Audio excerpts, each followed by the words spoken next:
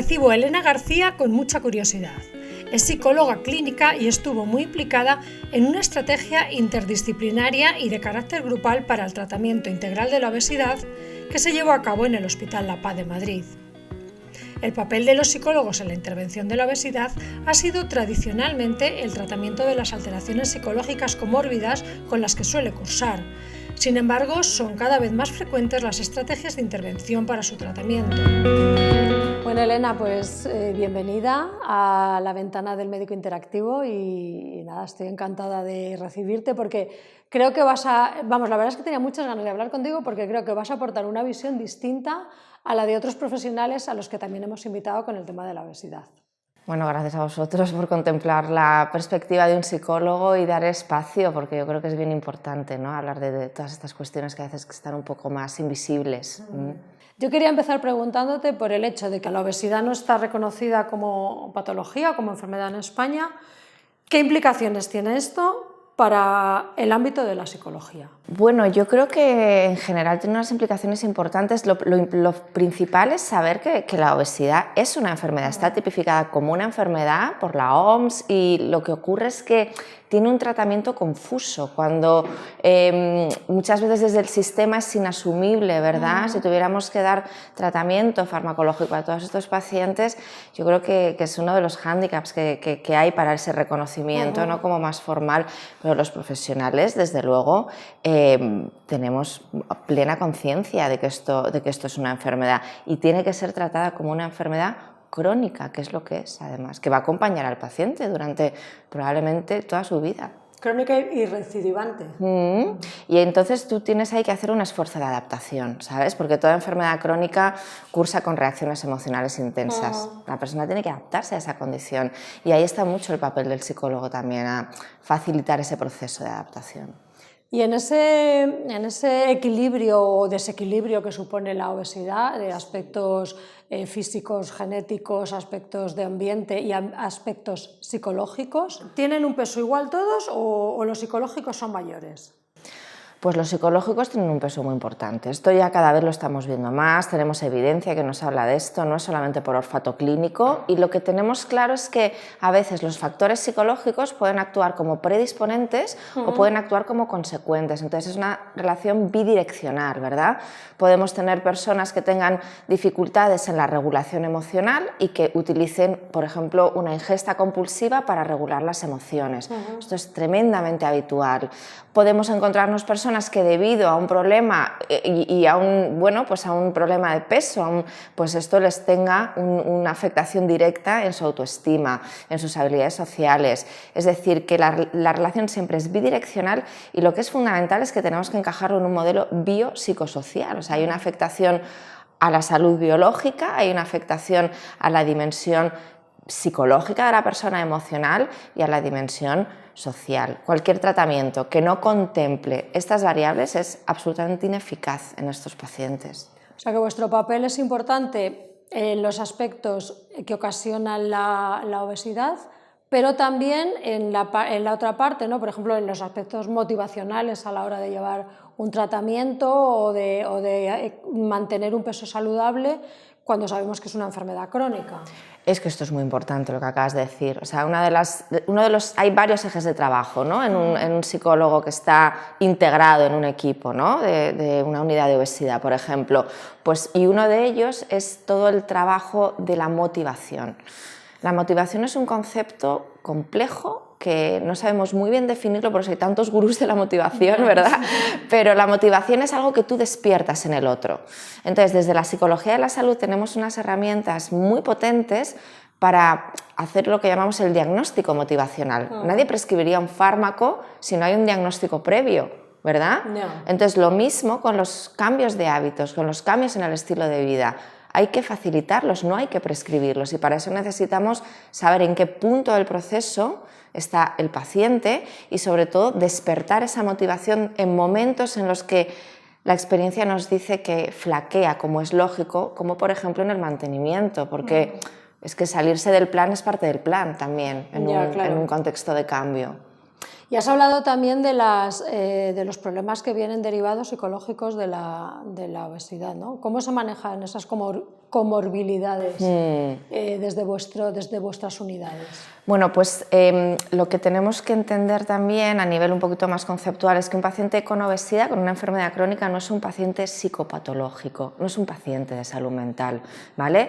Lo que sí que puede ocurrir es que desarrollen exactamente, se vayan añadiendo sintomatología, ¿verdad? Sintomatología psicológica, sintomatología que le complique la vida al paciente. Hay las herramientas que podemos aplicar, son herramientas de la psicología clínica y hay muchas cuestiones como puede ser la activación conductual en un paciente que tenga depresión, como puede ser el manejo de la ansiedad también a través de técnicas de desactivación fisiológica, la incorporación también de la familia es muy importante, ¿no? La percepción de apoyo que pueda tener el paciente, el diseño y la planificación, porque un paciente con obesidad necesita tener sus funciones ejecutivas bien claras, porque cuidarse es tomar decisiones y tomar decisiones requiere que yo planifique, que yo anticipe, que yo haga proyectos, entonces ahí también podemos como ayudar en todo esto, pero sí que es importante ver que el contexto de trabajo es desde la psicología de la salud, con pacientes que están sufriendo por una condición crónica de salud y las herramientas, pues muchas veces, claro que pueden venir de la parte de la psicología clínica, deben venir. Una cosa, tú has trabajado muchos años en La Paz, allí pusisteis en marcha el proyecto Programa EGO, que era un programa pues, multidisciplinar, que además tenía un carácter grupal, que yo creo que en su momento debió de ser algo muy novedoso. Me gustaría que me hablaras de exactamente qué consistió este programa y qué beneficios tuvo para el paciente.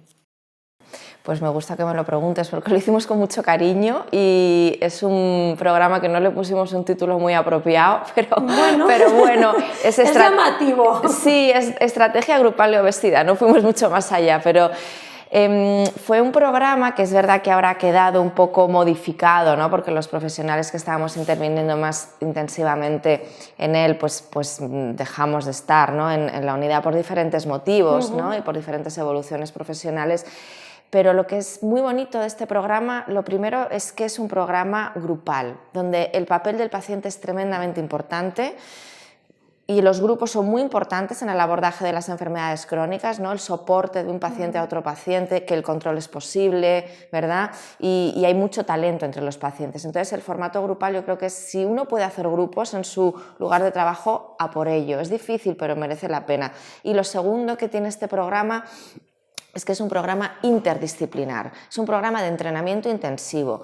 ¿Qué es muy importante? Pues que este paciente que entre tenga un mínimo de motivación, por eso el diagnóstico motivacional. Una persona que percibe que no tiene un problema no va a ser muy adherente a ese programa, entonces incluíamos pacientes a través de unos criterios de inclusión, tanto médicos como psicológicos, ¿verdad?, que pudieran responder a un programa donde al paciente se le entrena, es muy de acción, ¿verdad? Entonces, a través de diferentes talleres, 2 talleres de motivación al cambio y de adquisición de herramientas psicológicas que lideraba el psicólogo, 2 talleres de entrenamiento en dieta por intercambios, ¿verdad? Una dieta pues que le ayuda al paciente a tener control sobre una alimentación saludable que lideraba la enfermería y nuestra nutricionista, y 2 talleres de promoción de la actividad física, pues el paciente como que se volvía experto en el manejo de su propia enfermedad. Se ayudarían además entre ellos, me imagino. Claro, se hacían grupos de WhatsApp, quedaban después del hospital, o sea que luego ya el grupo cobra vida propia, ¿no? Y esto es muy interesante también. Y una duda que me surge, ¿cómo es más correcto hablar del paciente obeso, que creo que no, o el paciente con obesidad? Bueno, yo creo que la persona con obesidad. La persona con obesidad. Ahora hay mucha sensibilidad y está muy bien en esto del lenguaje, porque es verdad que el lenguaje genera realidad, entonces pues se nos escapa un poco a veces, ¿no? Pero yo creo que es bueno estar atento, ¿no? Persona con obesidad, igual que hablamos, ¿no? Con cualquier condición crónica de salud, persona con, porque eso no te define, es una cosa más que tú tienes, no te identifica. ¿No? En esencia a ti. No, claro. Elena, háblanos del estigma, que está muy ligado con esto. Bueno, pues yo creo que ahora Es algo que se está hablando mucho y está muy bien, porque no solamente ocurre el estigma en la persona con obesidad, ocurren otros temas muy importantes como la salud mental, el suicidio, tantas cosas, ¿no? Entonces el estigma tiene mucho que ver con una mirada discriminatoria, una mirada no hacia lo diferencial, hacia lo que no cumple unos cánones normativos y desde luego la persona con obesidad pues lo sufre mucho. Sobre todo yo creo que hay una cosa tradicional en medicina que tiene que ver con lo que se llama en historia de medicina la diferencia entre enfermedades naturales y enfermedades morales. Las enfermedades morales, que es un término clásico, poco apropiado, pero es como que nos ayuda a pensar como que el paciente tiene cierta culpa de lo que le está pasando. Sí, es cierto. Esto pasa en adicciones, que creo que es un tema que habéis trabajado. Esto pasa en obesidad. Esto puede pasar en muchas condiciones crónicas de salud. Esto es un gran problema, porque cuando tú le pones la culpa a alguien, lo único que estás haciendo es castigarlo. Sabiendo que la obesidad es algo tan complejo, sabiendo que una persona puede trabajar mucho en mejorar su peso y aún así seguir con problemas de peso. No solo son condicionantes personales, sino que condicionantes del contexto, condicionantes sociales. No lo hemos hecho muy bien los profesionales de la salud en este sentido. Entonces, no hay que hablar de culpa en casi ningún aspecto de la vida, es una emoción bastante poco funcional en muchas cosas, ¿no? Porque busca un castigo. Sí que hay que hablar de responsabilidad, porque eso busca una solución. Entonces el paciente, la persona con obesidad necesita asumir responsabilidad en esto, ¿no? Y esto también, asumir responsabilidad en, bueno, pues como enfrentarse al estigma, y en esto también las asociaciones de pacientes tienen que hacer mucho, visibilizar valores normativos, ¿no? Donde se ha asociado muchas veces a la persona con obesidad como que es un holgazán, como que es alguien con poca voluntad, como que es, ¿sabes? Y entras en esta dicotomía bueno-malo, delgado-gordo, que es limitante y que es absolutamente dañina y perversa. Bueno, si hablo alguna vez de paciente con obesidad, ahora me regañas. A mí se me escapa también, ¿eh? La doctora Elena García Llana es doctora en Psicología Clínica. Ha participado en la elaboración de 29 libros y en más de 30 artículos sobre psicología de la salud. Seguro que en su trayectoria ha tratado a muchos pacientes de muchos perfiles. Y dado que el gradiente social y educativo de la obesidad está muy bien documentado, no quería olvidarme de preguntarle sobre él. Has hablado también del entorno. ¿Qué peso tienen factores que no son ni físicos ni de estilo de vida, como pueda ser el gradiente social? Pues muchísimo. Es que la obesidad es contextual. Somos contexto, entonces esto es muy importante también entenderlo. Tú puedes tomar la firme decisión de cuidarte, ¿verdad? Y tener como una firme voluntad de decir, ¿no? Y el propósito y un objetivo claro, pero tienes estímulos que compiten todo el tiempo en tu entorno para tomar una buena decisión acerca de tu alimentación y acerca de tu actividad física, ¿verdad? Porque todo está diseñado para que nos movamos poco. Esto por un lado, ¿no? El papel del contexto. Por eso una de las técnicas fundamentales es el rediseño ambiental. Hacer fácil lo difícil, que el paciente y la persona con obesidad pueda manejar un poco todos estos condicionantes del contexto. Y luego hay otra cosa que tiene que ver con los condicionantes sociales más propiamente dichos, que es un análisis muy bonito también, que habla un poco de que es difícil tomar buenas decisiones, por ejemplo, en el plano de la alimentación. Comer sano es caro. Sí. ¿Sabes? Comer con alimentos procesados, alimentos que no le vienen bien a tu sistema cardiovascular, es mucho más barato. Y en esto ahí tenemos que invertir en políticas de salud pública y en políticas y en campañas de prevención y promoción. Oye, una curiosidad, ¿y la biografía del paciente? La biografía tiene que ver con los dinamismos vitales, con los deseos, con los miedos, con los proyectos, con las emociones. Un endocrino no se encuentra un páncreas, ¿sabes? En la consulta, un endocrino se encuentra un ser humano con, bueno, toda su biografía. Entonces, es interesante diferenciar entre la salud biológica, que tiene que ver, bueno, pues con que haya una buena, ¿verdad?, hemoglobina, que haya unos buenos valores analíticos, pero la salud biográfica es fundamental y eso tiene que ver con todo, y es donde trabajamos los psicólogos ahí, con todo lo que tiene que ver con lo que es más subjetivo, y en cronicidad es fundamental y hay que despertar también un poco esta sensibilidad en los médicos, ¿no? De que exploren la salud biográfica de los pacientes, que miren más allá de la analítica, de los marcadores objetivos. Muy bien, pues no me gustaría acabar la entrevista sin hablar de los niños, que al final son las personas con obesidad del futuro o no. Me gustaría saber cómo manejar, primero, cómo hacer prevención en este grupo de población y luego, una vez que tienes un niño con un problema de sobrepeso o de obesidad, cómo hay que manejarlo.